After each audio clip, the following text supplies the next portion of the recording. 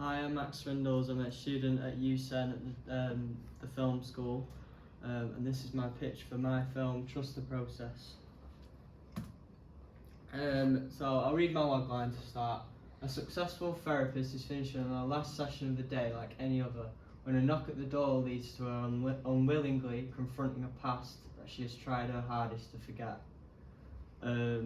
So how I came to making this idea, which I'll obviously talk about in a bit, about the actual idea, but I came to this idea because I wanted to make a film about the interaction between a therapist and a client, because that is quite close to something I have experienced myself, because I've been in therapy before for a completely different reason than this, but I wouldn't say it's completely different. It's very similar, but there is a lot of differences as well, so it's very close to me, so I really wanted to make this idea.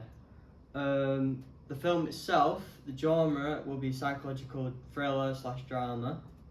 The setting is modern day. I'm thinking Manchester or somewhere in Britain, but at the moment it's set in Manchester. The universal themes, when I was researching them, I found that death, perseverance, coming of age and family drama are all intertwined into the story that I've crafted. The narrative itself, it's about, the main character is a woman in her early 30s. She's a therapist, very successful, but she's got a very hard past, and she's buried it for as long as possible. But it's all about her reliving that past, unwillingly though. So she's confronted with her past, but she's locked it away for so long, and this is what the antagonist does to her. And a highlight of the film, a certain scene in Act 3, it's the scene that starts Act 3 actually. It's very similar to a scene from Interstellar, even though I didn't actually know this. I only noticed this yesterday.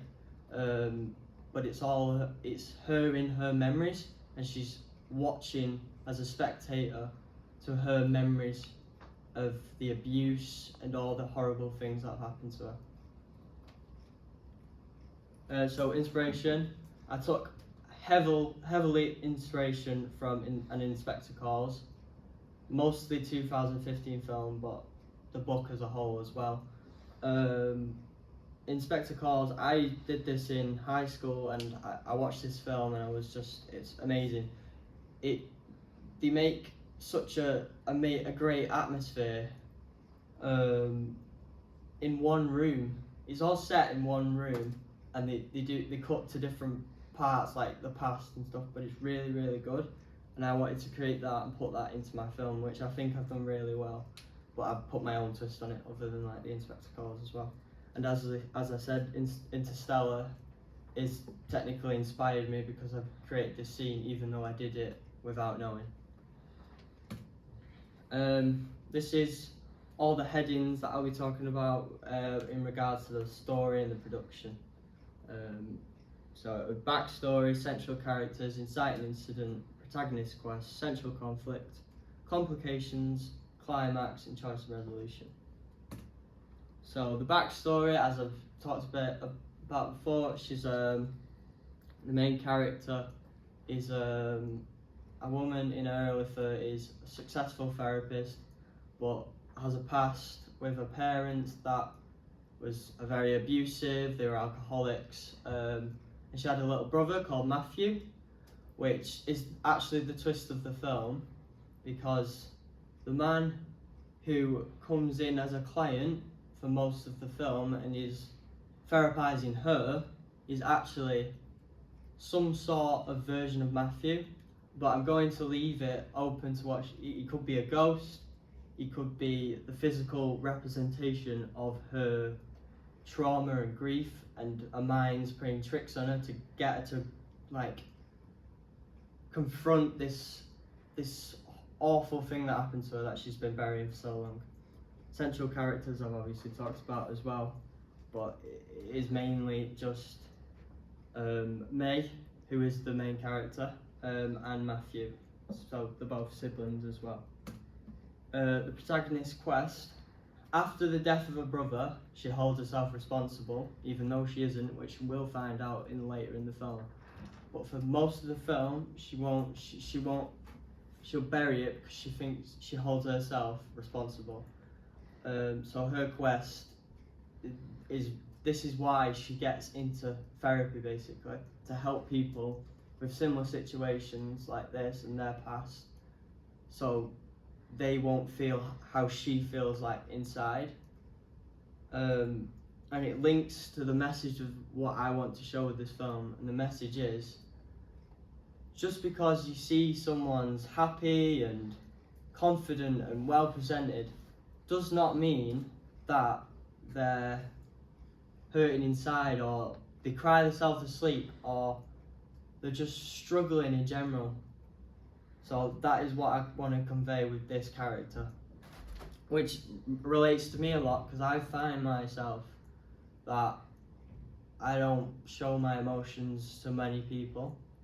I keep a lot of stuff in, which is one of the reasons why I had to go to therapy in the first place. But so it's very close to my heart, this protagonist's quest. Complications of the film.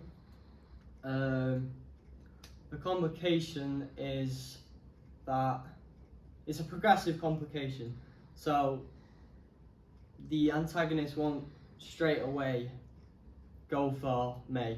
He'll act like a bit submissive and sad, and she'll try and help him. But then he'll get really defensive and eventually therapize her. And he's progressively getting more and more agitated to the point of she's completely mute and she's unable to speak because of what he's saying. Inciting incident is when her brother dies, so it takes place before the film, but I am going to show it in Act 3, but it will take place before the actual film.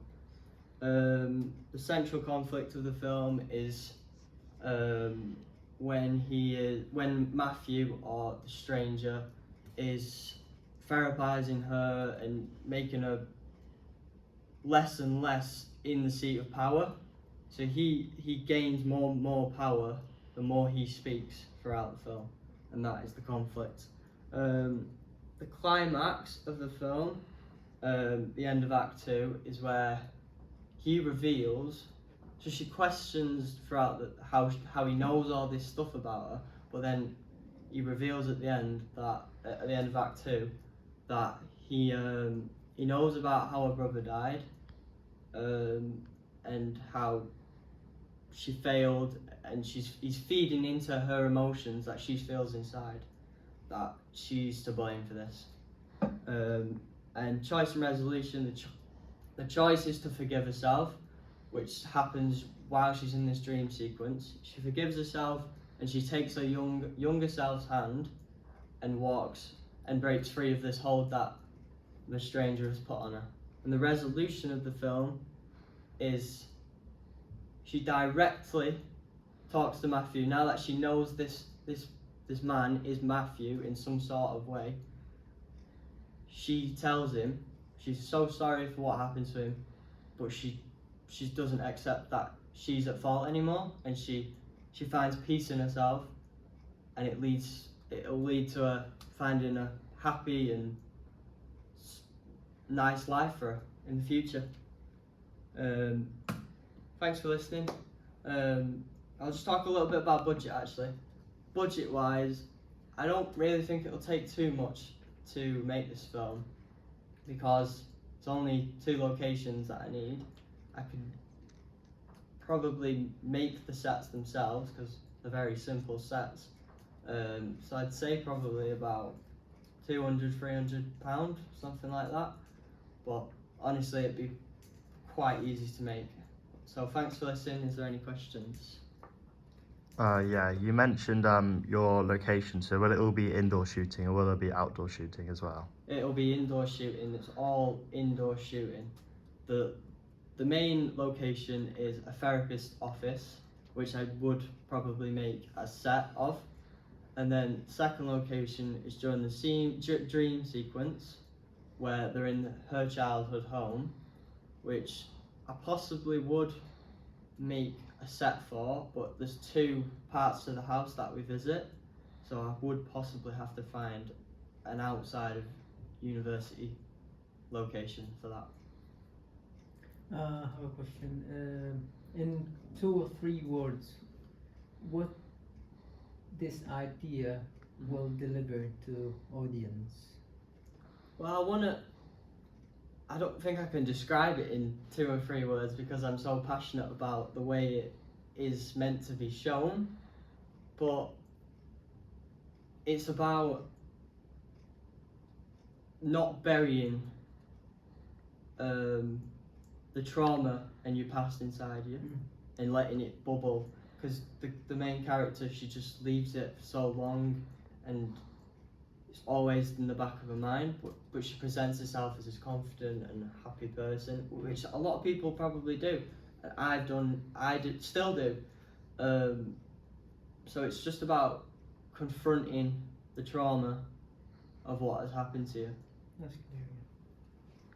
Thank you. Any more questions? I have one more question. Okay.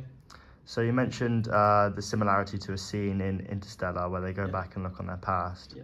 So with your scene and your similar idea, will there be any VFX or practical effects included, as there's a lot of in the Interstellar scene?